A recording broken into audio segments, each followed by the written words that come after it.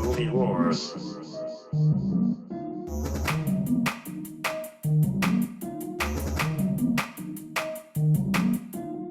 Ladies and gentlemen, welcome back to the Movie Wars podcast. Woo-hoo! I'm Kyle. I'm Seth, and we got a new guest today. We got Dr. Ben over here. Say hello. Howdy, folks. Dr. Ben here. Not only one of our best up-and-coming comedians here in Nashville, but an orthopedic surgeon, correct? An actual doctor. Orthopedic surgeon. I specialize in knees and shoulders, broken bones. So Wow. Have yet to break a bone. Yeah. We'll knock on wood for that one, but yeah. Maybe you can help me with my Osgood slaughters. there you go. It's a big problem. I believe it. Doctor said it was the biggest he'd ever seen for a non-athlete. Oh, wow. Yeah, so Like that's a compliment. I'll take Yeah, it. we know you're definitely not doing football. Yeah, size always matters of your patella. Well, we have an amazing show today, and Yeah. I want to remind everybody what the format of the show is. We're going to do a little history of the movie here today. We're going to go into randos, which are the most interesting things we uncovered during our research. And then we're going to do the questions, which are funny or serious questions used to generate comedic or thoughtful discussion around the movies. And then we're going to close out with going back to our war theme, the war zone, which is we used to have the war card as kind of this long standalone thing. Now we're going to do rapid fire. Yeah. Seth's going to go through his scorecard. Ben's going to go through his, and I'll go through mine. And one thing to note, if maybe you came in here and you had maybe a different thought about the cast, but something someone else said shifted your perception, please talk about it, because that happens on this podcast all the time. Kind of working with the format here, tweaking things here, and you get to be a part of the first one. Yes, and let us know what you think. If you have things you want to hear from us, if you have things you don't want to hear from us, I mean, other than just telling us to shut up, because we get that a lot. And that I'm fat. Yeah, there's that too. But yeah, we want to hear from you guys, so and let that us know. And that my kneecaps are too big. But we knew that. Yeah. We'll take a look after the show. And we're so stoked to have you, because not only are we're doing movies, we're doing medical movies today. Yeah. We got Dallas Buyers Club, and after this, we're going to do Flatliners. Tell us about the world of being a comedian and a orthopedic surgeon. What is that like? How did that even happen? And how's that going for you today? Okay, thank you. Thanks for having me on the show, gentlemen. Absolutely.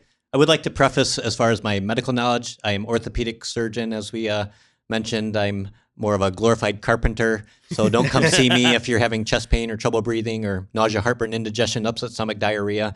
I'm closer to Bob the Builder on the job spectrum than House MD. So, Oh, that's awesome. All the side effects you just mentioned of medication. right. Yeah. So But it came about, I was just going around telling dad jokes at the hospital. An anesthesiologist had told me a dad joke, and he said, your next patient wants to do his own anesthesia. So I told him, go ahead, knock yourself out. oh yeah. And I thought that was hilarious, and I got a lot of mileage out of that joke. I'm like, ooh, this is kind of fun, Yeah. making people laugh. So then I'm like, well, I got to get new material if I'm going to keep doing this. And so I was just going around telling one-liner dad jokes. And next thing you know, they're asking me to do stand-up comedy at the medical staff meeting at the hospital where the doctors get together. And then I'm doing employee awards banquets and other medical staff meetings at other hospitals. And someone convinced me to do an open mic at the East Room. And I sent that to Third Coast, where I did a couple shows. And I sent that to Zanies. And so And now you're a Zanies regular, man. For Dr. Ben and Friends. Yeah. That's amazing. Got his own show at Zanies, and that happened very quickly. Right. Yeah. This is probably since October, less than a year, I've done 7 shows. Yeah. Nice. I went from not having heard of Ben to this guy's at Zanies all the time. Yeah. And it doesn't just for your knowledge, it doesn't happen like that all the time. You're Yeah. very funny, very gifted, and he also has a full-time job I have a full-time job, but I'm in tech. Yeah. You're a freaking you have people's lives in your hand. You have people's Osgood slaughters in your hand. It was funny. I was in an emergency room promoting one of my shows, and the I just imagine. Hey, when we get your hand back on, please. You're knee deep in someone's knee, Yeah. and you're just like, by the way, if you like this, you should If you come ever see me do walk funny again, stuff. walk to my show. Yeah. exactly, they're dragging a leg. Yeah. And, he sure is funny. But a nurse said, "You're not Dr. Ben. He's famous." And so I had to explain the whole Clark Kent Superman thing. Like, Yeah. Oh, that's I am funny. Dr. Ben, but I'm also a Yeah. But you're also Media Dr. Ben. right. Exactly. Tell us one thing. So that's interesting. Kind of going off your comment about like you were telling jokes and the doctors enjoyed those jokes. What's one thing maybe we would be really shocked by about behind the scenes with doctors? Are they overall good sense of humor, or like what would be shocking about the medical profession? Well, it's that's a good question. It's some of it's like what you see, the dramas, and there's just a wide variety, probably like in any line of work, of personalities. So there are some that have a good sense of humor and others that do not, and kind of some egomaniacs. That's probably not a surprise to you. But No. So, but my philosophy is laughter is the best medicine unless you're treating bowel or bladder incontinence. Yeah. And I don't like to use laughter in those patients, but that's probably the worst medicine. Yeah. Nothing funny about that. No. Yeah. Clean up and Yeah. Yeah, and my favorite Seinfeld, one of my top 5 episodes of all time, when Kramer accidentally drops the junior mint into the surgical patient. Oh yeah. and it staves off the infection that saves the guy's life. yes, that is a great one. One of the best. Well, your knowledge is going to come into really great way into this. We're talking about Dallas Buyers Club, and I haven't been this excited in a long time. I mean, I'm always excited to do movie wars, but sometimes we cover a movie I'm passionate about. Yeah, since this is a historical drama, like this is about a guy who existed and situations that were actually happening. I'm very excited to get your perspective on this, because I have my own just artistic opinions about how much I love this movie. But yeah, it's going to be very interesting to get kind of the history side of it from you. So I'm excited. Yeah. And this is a movie where a lot of people point to and say this is when what they call the quote-unquote McConaissance began. Oh, yeah. Dallas Buyers Club, it was a passion project for nearly 20 years, from the time it was written till the time it was made. It was passed around. It was rejected over 100 times. Man. Screenwriter Craig Borton, his girlfriend gave him an article in Rolling Stone called Staying Alive, and it was about how the media was lying or giving a lot of misinformation about the AIDS pandemic. And based on my research, it wasn't necessarily that they were giving misinformation. It's just that it was a very fear-driven time. There wasn't a lot of knowledge. And so the way the media was grappling with it was creating a lot of fear, and the medical industry was grappling with it. So there was a lot of fear about it. But he thought this article was interesting. It was about Ron Woodruff. And so he actually got a hold of Ron Woodruff and spent 3 days straight with him, picking his brain and finding out. So this was like back in the 90s. Yeah, this was in 1992. Oh, wow. Okay. Yeah. And so he spent 3 days with him, and he was finding out all about the stuff that the movie depicts. And then he started shopping the screenplay around, kept getting rejected. But at one point, Dennis Hopper was slated to direct. Oh, wow. Actors like Woody Harrelson, Brad Pitt, Ryan Gosling, and this was early Ryan Gosling, were attached to star.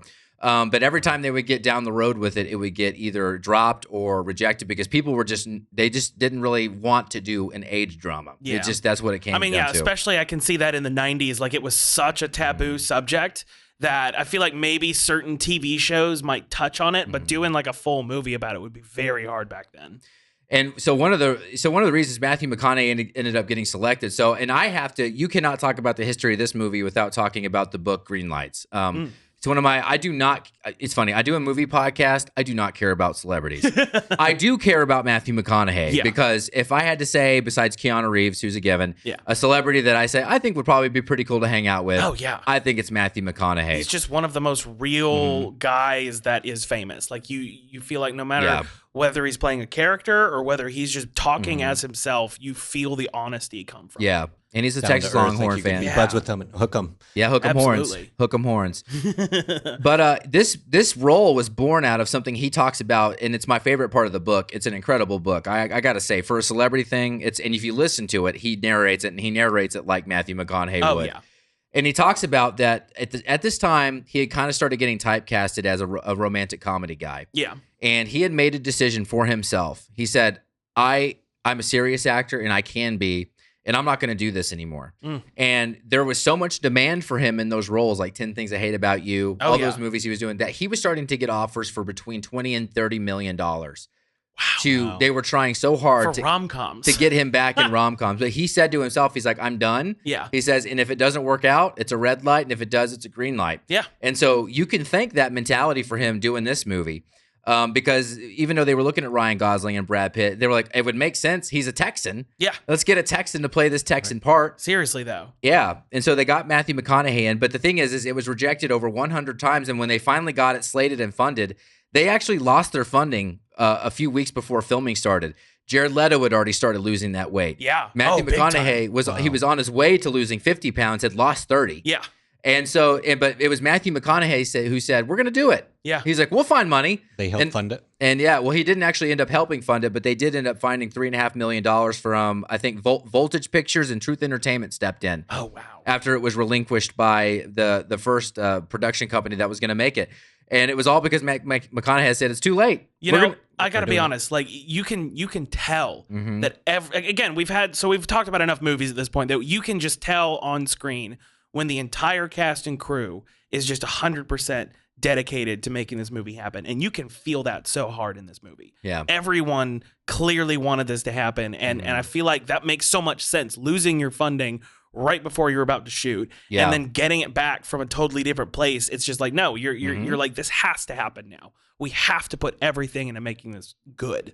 You're spot on, because Jared Leto in a lot of interviews about this movie said he was kind of done acting. This was his first role in like 6 or 7 years. Yeah, 30 Seconds to Mars was growing, and they were starting to do international tours. That's your boy. They and had your band. just won the Guinness World Record for the longest continuous rock tour of 311 shows over 2 years. Impressive. I actually got to watch the actual live stream of them winning that award, doing the concert. It was absolutely incredible. I actually just was in LA seeing them at the Kia Forum last weekend. So what a great time to be doing this movie. And he was fully content. He was like, he wrestled, but he said this movie and the role of Rayon was enough to pull him out of what he was considering an early retirement from acting. Yeah. And this was honestly like one of the first serious points in film where you could start talking about transgender people and it not be just kind of a dig or a joke. Because I feel like a lot of times before this, in a lot of like sitcoms and certain comedy movies, like being trans was just kind of the butt of a joke. Yeah. This, he took it so seriously and was like, no, I am going to give as much honor to transgender people as I possibly can in this role. He just, and he stayed in role too. Yeah. Yeah, he would go grocery shopping and he and Matthew McConaughey. And I mean, I feel like when you lose that much weight, which before this, Jared Leto had been on the opposite side of it. He did a movie called Chapter 27, where he played Mark David Chapman, who killed John Lennon. And it was like the 72 hours leading up to him killing John Lennon. And he gained 67 pounds in 2 months for that movie, and then lost it all in another 2 months after they finished shooting. Wow. But so he'd been on that side of things. And so he decided, I've got to lose I think he lost somewhere between 30 and 40 pounds for this role. And then Matthew McConaughey, like you said, lost almost 60 pounds. Yeah. So it's just the dedication that they both put into it. There's a reason they both won the Oscars that year. Which to me, this was like one of the last great Oscar years. Yeah. Was when this came out. Especially doing it on such a low budget. Oh, yeah.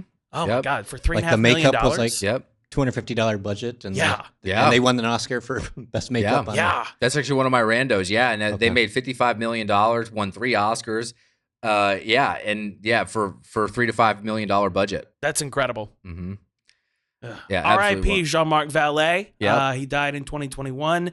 One of the most realistic directors as far as the projects I've seen him do. And I say that because, and I noticed it again, especially in this, but you watch like Big Little Lies or Sharp Objects or any of the other movies he's done, he has this really interesting way of making it visually feel like a documentary, but even though it's a narrative film. And like the whole time I was watching Dallas Buyers Club, I was thinking it's literally as if he's walking around filming Ron Woodruff and it just happens to be cameras there. Yeah. Like it using the handheld style instead of putting everything on sticks or on a dolly, like it really just added to the realism of how he was telling the story. Yeah. And just, it blows my mind every time. Share Movie Wars. Do it.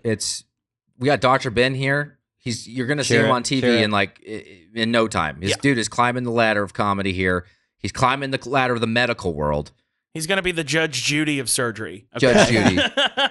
Just follow him on. We'll give his socials in the description at the end of the show. But he's hilarious. Welcome, Dr. Ben, and Share Movie Wars. Yes. Randos. So we talked about extreme transformations. Let's go into the nitty gritty of what they actually did to transform. So Matthew McConaughey actually during COVID did an interview with Joe Rogan. He said he ate egg whites, ate fish and vegetables, and drank all the wine that he wanted. Yeah. That was literally his diet, every meal. I think he also said that he was running for a while and then talked to the doctor. The doctor was like, that's not doing anything else. Like, you're not losing any more weight by running. So he's like, cool, I'm going to stop running. I'm just going to stop doing that. I was going to guess that he was living in my hospital's cafeteria. that food will make you lose the will to eat. So, I know. 30 days and you're ready for an emaciated character role. Yeah. Every time I've been in the hospital, they bring out that food. I'm like, I'd rather die. Right. Give me Soylent Green. Pull the plug. Yeah. The Jell-O. So I don't eat Jell-O. Apparently, it's the only thing people like, and I can't. Every time I eat Jell-O, I throw up because of my upchuck reflex. Oh. Like it jiggles on my tongue. Blah! I can't do it. I feel like that's supposed to be a "What's up, Chuck" joke. Yeah. Oh my gosh. Jared Leto lost 30 pounds, and he went on an all-liquid diet, dropped weight fast for the role, and he lost 10 pounds in 5 days. And he said even before transforming into Rayon, he felt like a different person and talked like a different person because he was so depraved of He's nutrients. already a tiny man. Yeah, I know. When you said he gained 67 pounds, like, is that possible for him? Have you seen those pictures? I need to. Keep talking. I'll pull them up. Yeah, I was, when you said that, I was like, how could he? Like, because some people have such a hard time gaining weight. Oh, yeah. Well, what he would do for that is he would literally melt down Haagen-Dazs and put soy sauce and olive oil in it and mix it up and just chug it. Really? Yes. That actually sounds really tasty. Okay. Yeah. Yeah, they were. Yeah. What do you He think? was like, it gets me extra bloated, so. From a medical perspective, That's not healthy. yeah. So, Yeah. they're about one cheeseburger away from a feeding tube. Yeah. So Yeah. People talk about Christian Bale, and I actually have a question about this later, but what do you think from a medical perspective? I mean, because Christian Bale, he said he's done. He said it's hell on his body. Oh, yeah. Because he went from The Machinist. Have you seen The Machinist? no. 119 pounds. Yeah. Oh, wow. Literally. And he went to Batman Begins at like 240 pounds. You can see every bone in his body. Yeah. He ate grapefruit and coffee. Yeah, that 3 was meals a day. What does that do to your metabolism in your body? That is definitely not healthy, folks. Do not try that at home. Yeah. So it's your muscles will waste away. You'll be very malnourished, and it affects all systems of your body: cardiovascular, renal, your kidneys. So that is not good to fluctuate like that. There's an ideal body weight, and you want to stay within. Right. So Unless you're gunning for an Oscar, baby. Yeah. That's Hollywood, baby. and then all right. Yeah. Get this guy a protein bar because Yeah. I mean, you look at Matthew McConaughey, he never fully recovered his old physique back. Because, Yeah. I mean, reasonably soon before this one, he did Sahara, and he was jacked in Sahara. Yeah. And then he did this, and then he did True Detective right after. And you can see, like, his body has never fully gotten back to where he was before this. Like, it's clearly wreaked some havoc on him. He's gaunt in the last half of True Detective. I mean, he's skinny in the beginning, but he's like, when he does the long hair version, he is gaunt. Yeah. Yeah. And that literally, that came out the year after this did. And he did Interstellar in the same year. And again, still very skinny guy in that. Yeah, so next Rando. So the final stretch of production was dramatic as the film itself because the financing fell through, like I said earlier, but going deeper into that, McConaughey was already so thin for the role. And I think part of the reason he wanted to keep going is like, I'm already here and I'm fading away. This isn't for nothing. And so actually, it was not just his desire to keep going, but also he was like, I didn't do this for nothing. Right. And so that's how he was able to go out and help get new funding. Jean-Marc Vallée was also part of the reason they were able to keep going because he says, he had to make the decision. He's like, that means we're gonna have a smaller crew. Yep. They had to sacrifice everything. So basically, they moved down to a 2-camera shoot. That makes so much sense. Gorilla handheld. Yeah. Guerrilla style filmmaking, and that was a lot of that. So some of that was McConaughey saying, "Let's keep going," and then the director Jean-Marc Vallée saying, "I'm willing to go with a smaller crew." Yeah. And just keep going. Well, he's also known for trying to use as much natural light as possible. If you look through this, none of it really looks that fabricated. Like, I'm sure there was some highlights going on here and there where they would put in some lights like we have here in the studio, but for the most part, he loved just using the light around him and making sure that, like, if there is a practical light on set, then we're going to make sure that that is what is influencing how the look of it is. So, oh my God. This was all natural lighting. Yeah. wow. All natural lighting. Yeah. He did it with this and he did it with Wild right after that. Yeah. So I'm not surprised. It's incredible. And if you know me at all, if you listen back to our Snyderverse episodes, you know where I stand with the overuse of CGI. This is my speed. Yeah. This type of filmmaking, I'm not saying it makes CGI bad. I like movies with CGI, but this... He wants his actors to almost be dead while filming a movie, and that's what gets him going. I want them dead. Yeah. I want them almost dead. I want no light. I want barely any makeup. Yeah. I want people passing out on set. And yet you want them to win the Oscar for makeup. And you got to win the Oscar. You got to win the Oscar for makeup, which is great bridge to my last rando. It's kind of a multi-part rando. You hinted at it earlier. This won Oscar for best makeup. $250 makeup budget, which when you just look at Jared Leto alone, you know, just what they did. And so that part of it. And so Rayon was actually created. This is kind of funny. Craig Borton, the guy that wrote the script, when he met with Ron in real life, he said, the one thing about him was he was actually a pretty big racist. Oh, yeah. 100%. Okay. And he said he's a big racist. And he said, so they created Rayon because they needed an opposite, something that he could kind of have hatred for, but those opposites attract and then become a team towards the end. They needed that element. Yeah. But they didn't think racism would have been as easy of a vehicle, which is why the character of Rayon was created. Yeah. And so, and people were just shocked. Like, and there's an interview with Jared Leto where he's talking about this character. He just didn't think that there was going to be a lot of reaction to this role. Yeah. And he was so shocked by the positive reception and how people praised him for it. And that was all the surprise to him. I mean, it was very risky at the time, especially for him to do that. Granted, this was before The Danish Girl, which I've seen some actors who were in the movie already look at The Danish Girl and feel like it's incredibly dated. I would agree with that. And I honestly felt like it was kind of dated at the time because I think at that point, like, Jared Leto had broken the barrier of being able to have positive conversations about trans people.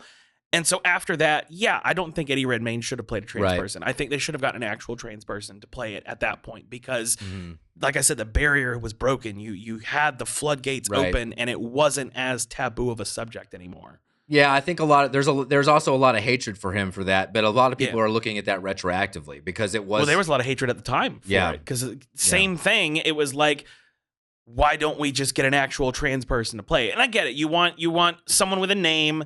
Like, the whole point of a big movie is to have someone with a name attached to it so people go see it for that name. But in that case, I think it would have made people look back on the movie more fondly if they'd actually been able to get a real trans person to play the character. But I don't think it could have ever happened in general if Jared Leto hadn't done what he'd done with this. Yeah. Yeah, I thought it was interesting how they created that character, and Jennifer Garner's character too was created. Yeah. So, and I mean, it makes sense because I'm sure just being in those communities, like, I'm sure there was a doctor that he was semi talking to for most of the process he was going through. That was empathetic with them. Yeah, and I'm sure there were trans people that he was dealing with at the time because that was just who was suffering from AIDS at that point in time. So it's like, I could see how you could pick elements of real life to create these characters, and I think it was done in such a beautiful, respectful way. The questions.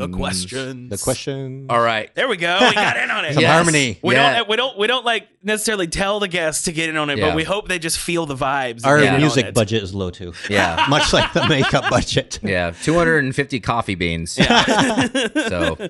And the Zevia. It is kind of funny you say that. Like, sometimes the guest just naturally falls into the role. They're like, I gotta say it randos. I gotta say questions. I love it. I got some divisive questions today. It's hard to. I'm excited. I know. Let's go. So there's a lot of. Well, we'll talk a lot about the McConaissance here in this set of questions. But better performance from Matthew McConaughey: True Detective season 1 or Dallas Buyers Club? Oh my God. That is because they're so different. Yeah. They're two vastly different characters. And oh my God, I hate you for this. I know. That is so kicking it off strong today. Making me pick. What do you think? Have you seen True Detective season 1? No, so I'll have to defer. I apologize. In my opinion, it is the greatest TV that has ever been filmed, is specifically the first season of True Detective. Masterfully written. Matthew McConaughey and Woody Harrelson are incredible on screen together. The story it tells, the way that it reveals the mystery as the season goes on, the 7-minute one take where they literally the camera goes through 3 different houses and there's a helicopter and police cars involved. Like, it's magic. Yeah. If you haven't seen it, go watch it. You can forget about the rest of the series, especially the most recent season. But that first season's incredible. I still need, I actually need to see 3 is really good. I'm not going to say it hits the highs of 1, but it is really good. Yeah. Yeah. That being said, I am going to have to give it to Dallas Buyers Club because there was clearly just a different level of dedication that Matthew McConaughey was giving to this role. As I'm sure True Detective was kind of a passion situation for him, this clearly was 110%. He was completely into it. He was trying to help them find funding. Like, he was doing everything he could to make sure that they got the best possible performance out of him for this, and trying to give tribute to an actual man. Right. So I think I'd have to give it just a scotch over. Just it's tough. No, it's a squeak. It's very close. It's tough. Yeah.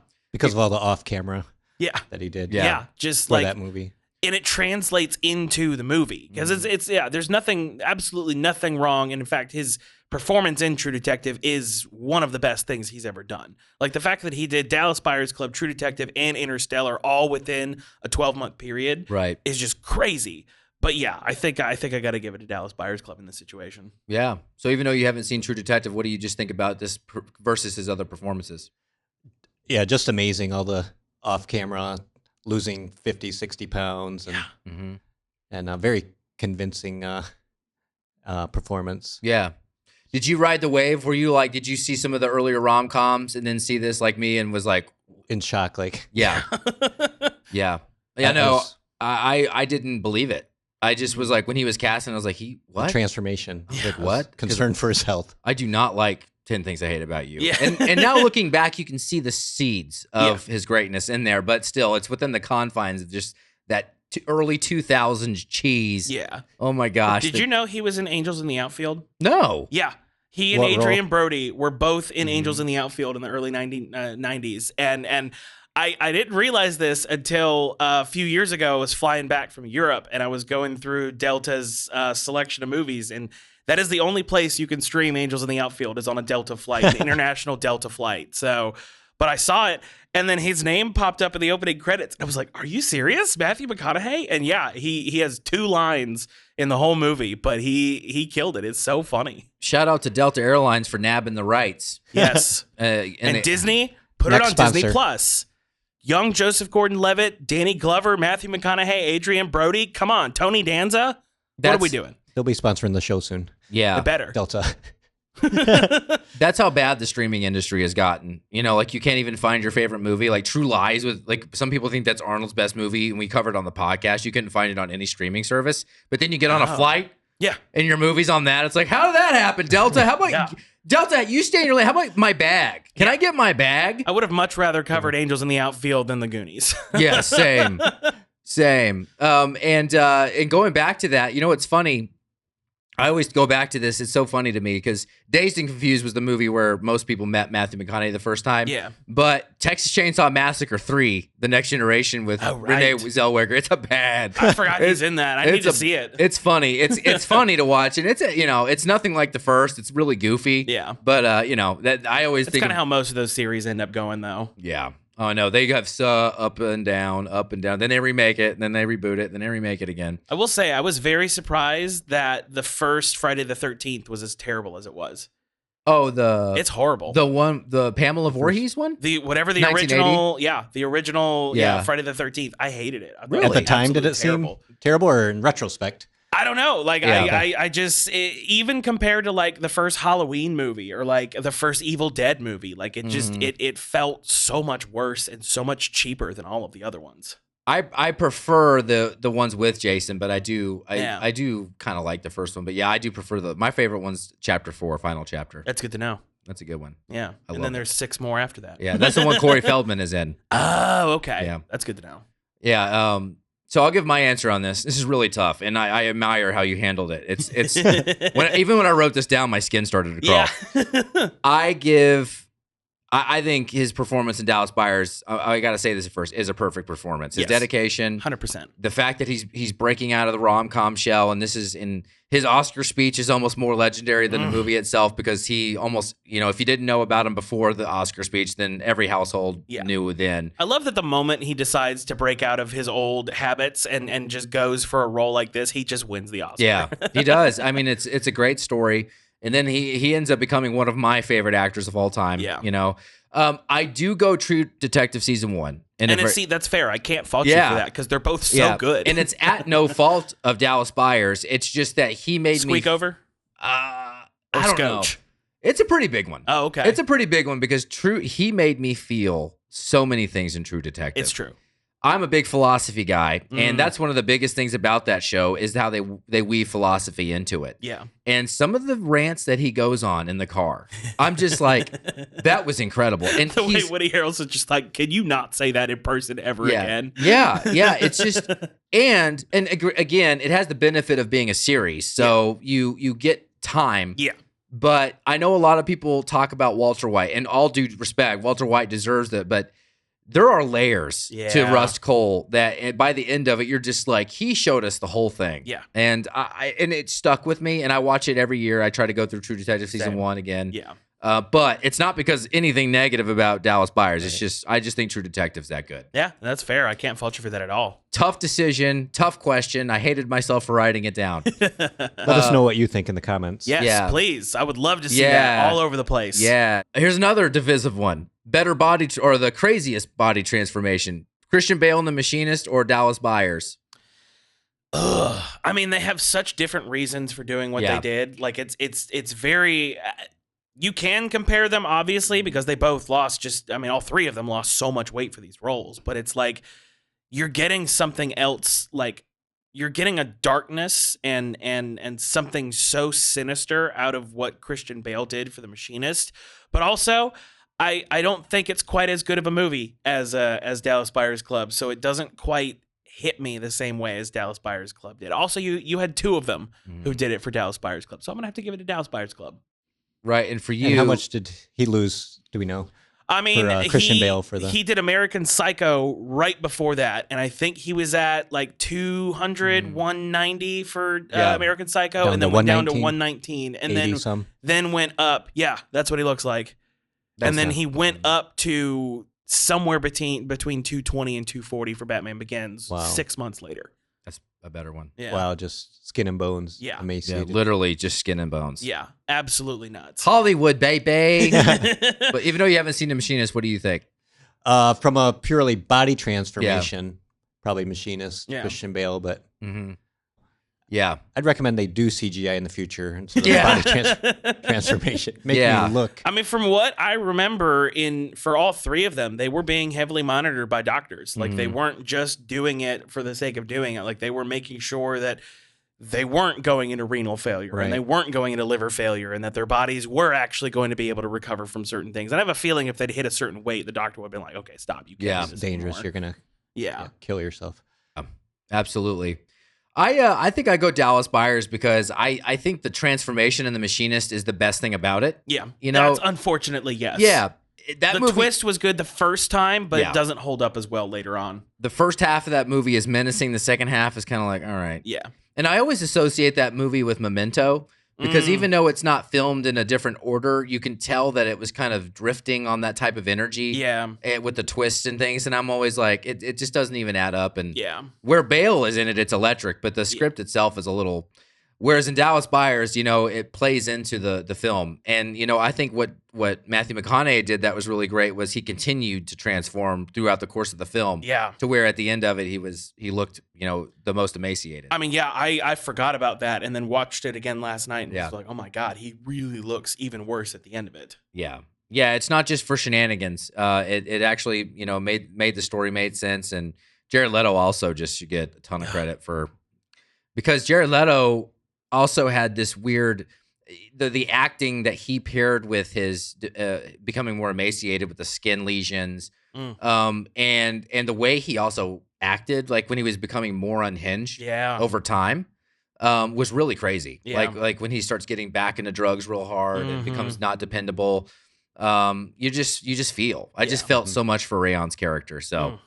Yeah, I give it to Dallas Buyers, but definitely one of his best death scenes. Yes, which prior to this movie, he was kind of known like Sean Bean to either die or just get completely obliterated, like messed up. Yeah, either getting his arm cut off or his face beat in. Like yeah, that Requiem for a Dream scene at the end that stayed with me for a long time. Yeah. That one's a lot. Did you see Requiem for a Dream?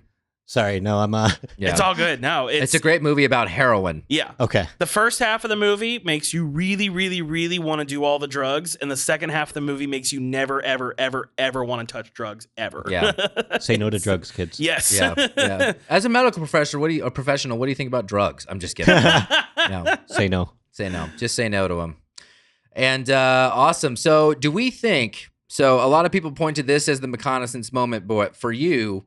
Was it Dallas Buyers, True Detective, or was it Interstellar? 3 examples of... I think it was all 3. Yeah. This was the beginning of it. This is what showed the world he was a serious actor. And then he just had banger after banger after banger come out after that. Didn't The Lincoln Lawyer come out around this time too? Yep. Yeah. Like there was just so 2011, many. actually. So actually, that was before this. It was. Okay. But that wasn't a great movie. He was great in it, but it wasn't a great movie. No, every time I've heard people talk about it, it's always that his character is really good in it. So, okay, that makes sense. Yeah. I guess, that was him, dipping. You know the movie I'm thinking about, Mud? Mud came out shortly after this one, and that was not only an incredible movie, but he delivered such a great performance in that.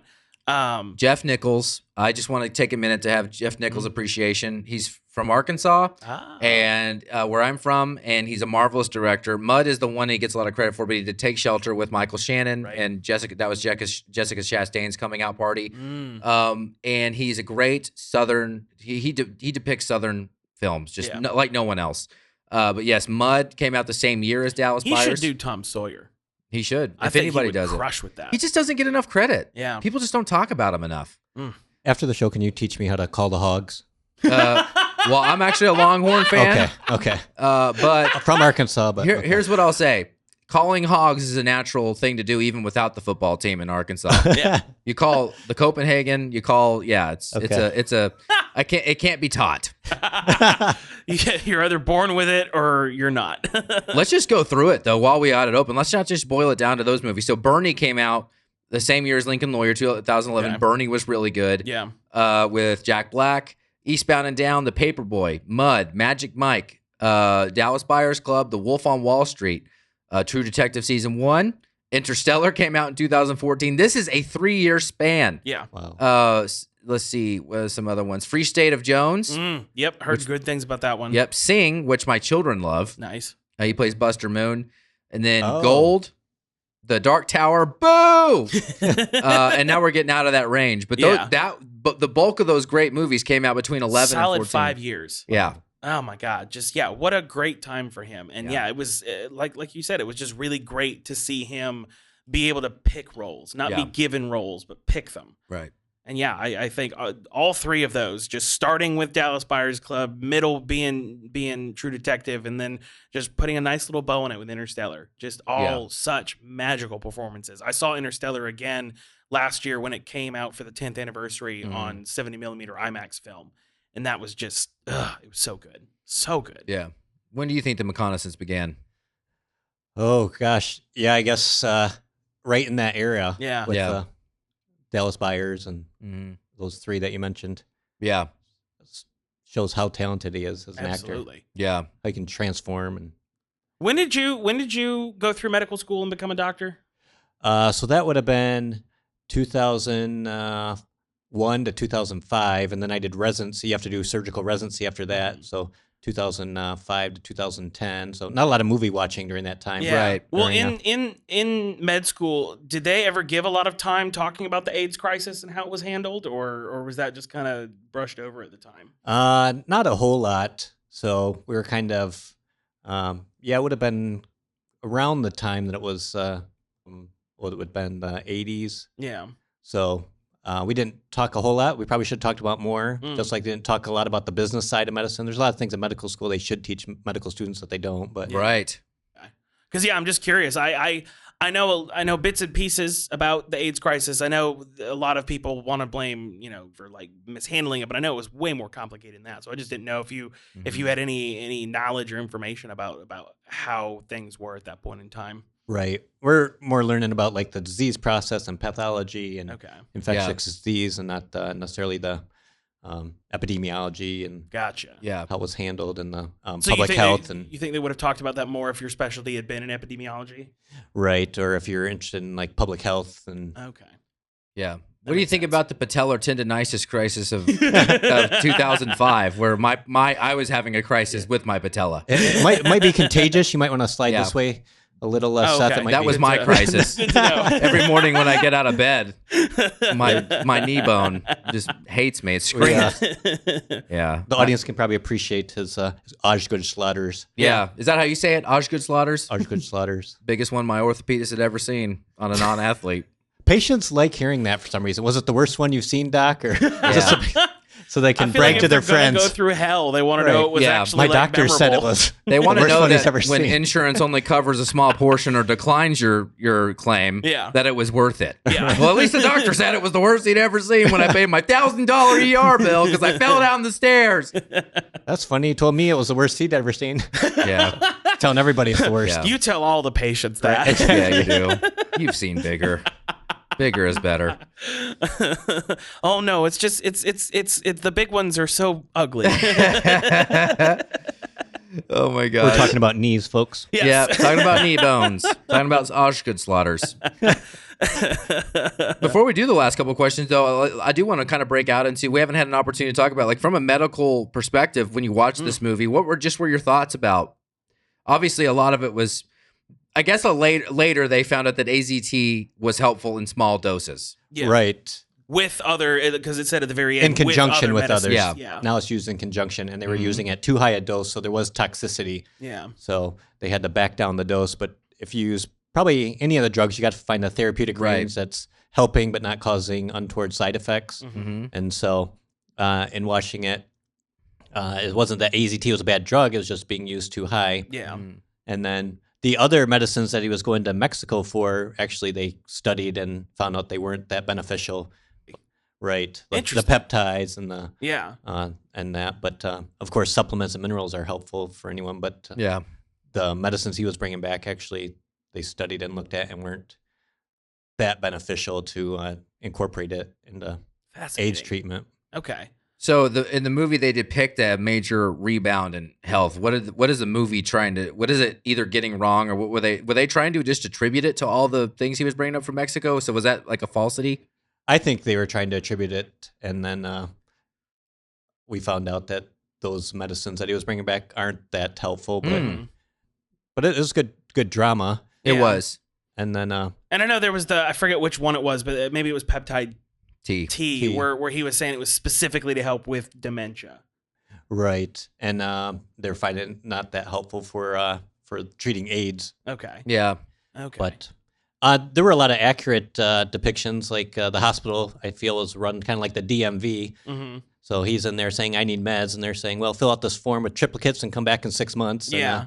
And, meanwhile, he's running a drug smuggling ring in a motel. And so and obviously I doubt it's like common, but is it kind of a real situation where you see some doctors lose their license in America and they go to other countries to continue practicing some sort of medicine? Like, is that a thing that does happen?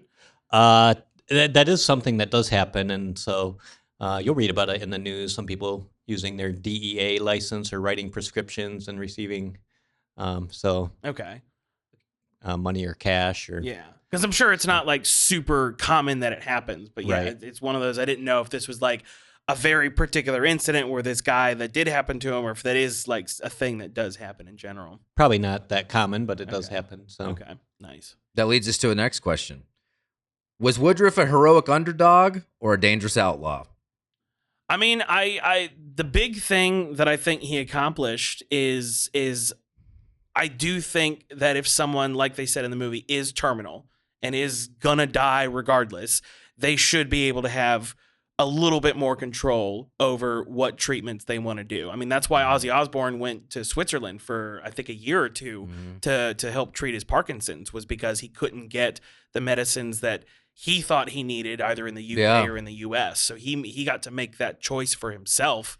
But at the same time, I do feel like I do somewhat feel for the evil DEA guy who, because at some point there is, there does have to be a balance of the regulations are here for a reason, but obviously you shouldn't just be able to let, pharmaceutical companies lobby the government to just do whatever they want to do with full immunity.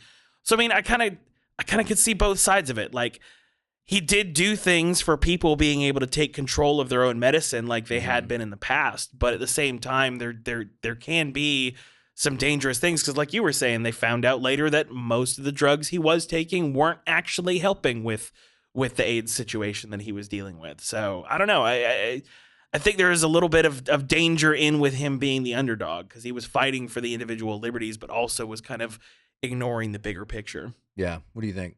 I agree. And I think he had that kind of sense of survival. Like, I'm going to die. I'm going to do everything I can. And I think it's sensationalized a little that he was given 30 days. So that might have been a little dramatization. But I mean, visually, it was really cool, because I did love that moment where he was having, his drunken, drug-induced moment where he was about to pass out. He looked at the calendar, and the only thing he saw was the red 30. Like, visually, that was kind of a cool thing. But I get it. It's very hard to be like, no, you have exactly 30 days. Right, and the medicines he was bringing in weren't that harmful, and so I think when you're terminal and you're surviving, I think you should have some say. But it is somewhat of a slippery slope. Exactly. Everyone can't just be Wild Wild West Maverick. Yeah. I'm gonna bring in right. Also, it's like how do you define terminal? Because some people could be given 3 years, and they would probably define that as terminal. Other people are given like a month or two, and that could be defined as really the only version of terminal that you're allowed. So yeah, I could see how it would be very, very hard to and probably cause even more deaths if everyone's just allowed to do whatever they want. Right. Because you could argue life is terminal. We're all going to be. Yeah. Yeah. No, there's a great quote from MacGyver where he's like, we're all dying. We're just some of us doing it faster than others. Exactly. Yeah. That's funny. I struggle with this one because I'm pretty crunchy. To the behest of many of my medical professional friends, I'm very crunchy. I have a major respect for the medical industry, but I also believe in balance. Yeah. And I think science is kind of funny sometimes because like sometimes it's like science is really cool, but then you find out science is complete bullshit. Yeah. Just like everything else. So it's funny. I think there's a balance. Like I think like I have a friend who has really late stage cancer, late stage that men get. Prostate. Sorry, I don't know why, but and he's trying to figure out. It's like, do I do the radiation? Or do I go to Mexico and figure out they got treatments down there they can't do up here? And I think it's easy as a person who's not afflicted with it to think, well, why would you take a risk and go to Mexico? But like when you have the red 30 on your calendar, it's like, God, like if I can take a chance and. So I think this, if anything, inaccuracies aside, this movie does depict like that when you're faced with death and you have an expiration date on the calendar, what can I do? Exactly. And that to me is the reverence that this movie pulls. So yeah, probably some danger in that. Yeah. And we know that stuff that comes out of Mexico these days is tainted with fentanyl. Yeah. And it takes a salt grain to kill someone of fentanyl. But if it's not tainted with fentanyl, take a chance. Yeah. So that's kind of where I was with it. Yeah. And I think it does do a good job at showing what the red tape looked like. Because I do think if someone is dying very quickly, exceptions need to be made. Yeah. You shouldn't just throw them and be like, nope, we'll just make you comfortable and that's it. Like there should be a way that doctors can go a little beyond and help their patients who are that close to death, especially if there is a chance that he could live for 7 more years. Yeah. Like that's obviously it's different if you're talking like 2 months versus 8 months or, 30 days versus 7 years. Like, I don't know. I think it really did showcase how some of the red tape doesn't need to be there, even though a lot of it is there to protect people. Yeah, totally. And also there's another thing, like if you like football, and you enjoyed Peyton Manning's last Super Bowl, I mean, the only reason he was able to play that year is because he went to Switzerland or Sweden and got stem cell treatment on his neck. Oh, yeah. Because his neck was, they just kept trying to fix it and it wouldn't heal. Yeah. He went overseas, got it healed, came back, won a Super Bowl. Yeah. So for football fans. So can't argue with results. Yeah. Exactly. And I don't, as just a lay person, I don't know how to deal with that. I was like, well, why couldn't he do that here? And I don't know, So what do you think? Yeah. So that's kind of tricky, but I don't fault him for that. It's kind of have to weigh risks and benefits, and if there aren't a lot of risks, but the potential or perceived potential benefits. Yeah. Super Bowl, baby. Big benefit. Yeah, big benefit. And you got to say Bud Light on screen and do that big Bud Light promotion, which was cool. Sorry, I'm a sports nerd. Last Go question. Vols. Yeah, there. Oh, you a Vols fan? Well, with Peyton Manning, so yeah. Oh, yeah, that's true. Good point. Okay, so we'll close out the questions with this. Who or what won the movie and who or what lost the movie for you? Well, both Leto and McConaughey's transformation, but I'd have to say McConaughey won it with his the acting and the body transformation and just the convincing role that he just depicted of this is a guy trying to survive and I'll do anything within reason to prolong my life and so that definitely won. And then from a medical perspective, I guess lost on the fact that he's smuggling a lot of, at the time, illegal or drugs unapproved unapproved drugs. We'll say unapproved. They're drugs not illegal. They're that just turned out unapproved. not to be helpful, and that may have prolonged his life too. Just having a purpose and a desire to survive and live, and so. Yeah, and that's what Craig Borton said when he met with him for 3 days. He said that this gave him purpose. He said he felt purposeless before, and his death sentence gave him purpose. So incredible. Yeah. What won it and lost it for you? Yeah, I mean, I think we'll probably mostly be in agreement that Jared Leto and Matthew McConaughey completely won it for me. But outside of that, it genuinely was the way Jean-Marc Vallée was able to showcase realism, like I was saying earlier, with kind of how it feels like a documentary. Because even just down to where he would put the camera at times, it felt like you're looking in from the outside as opposed to the camera kind of being a character, which that can be a thing in some movies where the way like the camera can almost be a narrator. And in this, I feel like the character or the camera was completely a viewer. There was nothing that the camera was doing to necessarily like push the story forward. It just was letting it unfold naturally in front of us. So I think that especially just the way Jean-Marc Vallée was able to take this script and turn it into such a real feeling story. I think that's especially what won it for me. I mean, at this point, just learning about the medical inconsistencies, I think that's the only thing that kind of loses it for me. But if I hadn't heard you talk about that, I would have said nothing would really lost this movie for me. Like this, I saw it in theaters when it came out. It blew my mind then, and every single time I've rewatched it, it continuously blows my mind. Love it. I have to preface this by saying my rewatch of this movie, I made a decision that I had to kick something out of my top 50 and put this in its place, and I did. He texted me about that. What did it replace? I want to say rest in peace, Darjeeling Limited, Wes Anderson. I love you, Wes, but man, the shit you're doing lately, it's all the same. I'm sorry. I think for a while I told people you were one of the greats. But what are you doing, bro? It's like. We get it. You like symmetry. We get it. You like French filmmaking and Bill Murray. But seriously, I'm telling you, man, I had to find something, and that was it. And this movie, I just decided it made me feel so many things. So it's hard to say anything lost me. What won me, I'll go a little different route. For me, a lot of times I'll research something, and that will solidify my thoughts about a movie when I find out stuff about it. I think what wins for me is this. It's a win for this style of filmmaking. Yeah. Low budget. Guerrilla, little lighting, minimalism, giant performances, great script. You don't have to have CGI. You don't have to have giant budgets. You can do so much. Yeah. And this is a loss for those big budget films that have giant casts, that have just infinite CGI and money and marketing, and they fall flat on their face. I think this is a win for low budget filmmaking. Yeah. It's a loss because what's funny about the script, I said it rejected over 100 times. Yeah. Right? The script never changed, though. It was always, the story you saw was always this story. So from 1992, but it's kind of a loss because, and again, this is me just having to pick nits, right, to find something wrong. Kind of along the lines of the medical thing, he got a lot of mileage out of something that wasn't necessarily true. Like, you find out it wasn't really the drugs. And he was a giant racist, and like. Well, I mean, they definitely portray that in the movie. Yeah, like he says the N-word so many times. Yes, in the movie. He does. Yes, apparently he was such a bad racist in real life, though. That it's like, we're gonna put a trans person in black people's place, and make that the target for his hatred. Yeah, but that was one of the crazy juxtapositions, though, was watching this. Yes, this objectively kind of awful person like become a caring person while still being awful. Yes. Yes. Defending that community now. Yeah. Yeah. So it ended up being a beautiful story, and there's a lot to love, but I can't believe how much like kind of inaccuracy there is in the medical aspect of it, which is kind of a vehicle for the movie. Yeah. But that's post, when you take that out of it, it's in my top 50 now. Yeah. Sorry, Wes.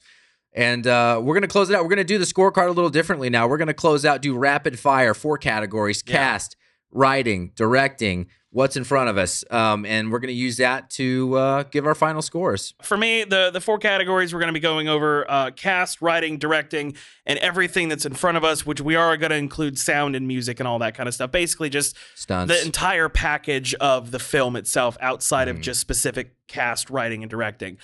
Obviously, the cast absolutely crushed it for me. It's 100% a yes on that for me. The Matthew McConaughey, even down to Jennifer Garner and all of the background characters. Like, never once did I feel like anyone was out of character. Everyone felt so natural being there. So that was incredible.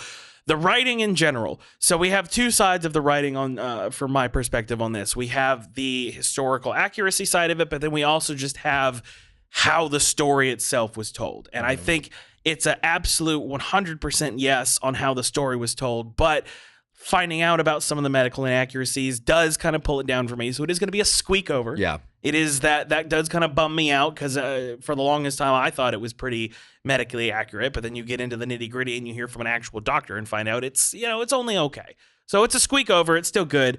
Jean-Marc Vallée, this is his true masterpiece in my opinion. As great as Big Little Lies was, I don't think it ever got better than this for him. So it's 100% a yes for me.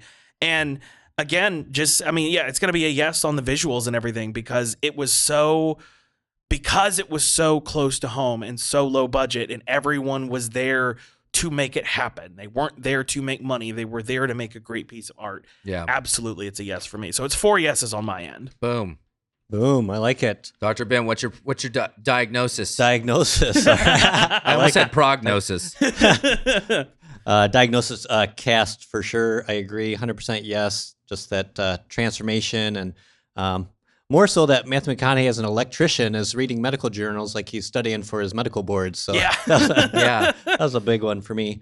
The writing for sure, aside from some medical, but inaccuracies, but definitely yes on the writing and the storytelling and the directing with such a low budget. I was very impressed. Almost kind of had like a Breaking Bad type feel where you're, and then just overall cinematography, production, definitely a yes, and very impressive with the budget and winning the Oscar for makeup on such a low budget. Yeah, like you guys alluded to, just the way it made you feel. It kind of tugged on your heartstrings and you're pulling for him to survive. And never once did I feel like we weren't in the 80s. Yeah. Like it just, for such a low budget especially, it felt so realistic. So. And Matthew McConaughey's Stetson hat cowboy game was a win for me. On point. Rocking the Stetson cowboy hats. Awesome. So 4 yeses from Dr. Ben. Damn. All right. Yeah. Listen, cast. Absolute yes. Some of the best performances ever captured.